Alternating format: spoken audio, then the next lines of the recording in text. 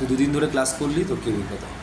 ভালো লাগছে, মানে ক্লাস করতে, মানে ভালো লাগে। যেটা আমি খুব একটা বেশি ক্লাস করতে পারি না, মানে যেগুলো, বাট এই কম্পিটিটিভ এক্সামের পড়া করতে স্যারের কাছে খুব ভালো লাগছে। বোর ফিল করছি না, বুঝতে অসুবিধা হচ্ছে না, ভালো লাগছে। চাকরির ক্ষেত্রে কতটা আশাবাদী তুই? স্যার যতটা কনফিডেন্স দিয়েছে সেটা থেকে কনফিডেন্স ডেফিনেটলি পেয়েছি, এবং পজিটিভলি এগোচ্ছি যে হ্যাঁ হয়ে যাবে।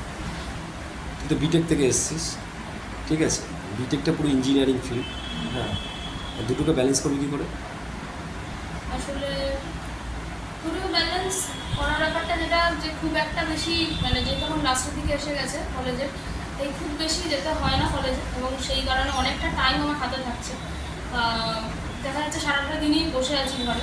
তার চেয়ে ভালো আমি এখন যখন শুরু করতেই চাই, তো এখন থেকেই শুরু করার ব্যাপারটা, সেই জন্য আশা করি ব্যালেন্স হয়ে যাবে, শুধু এক্সাম টাইম থেকে।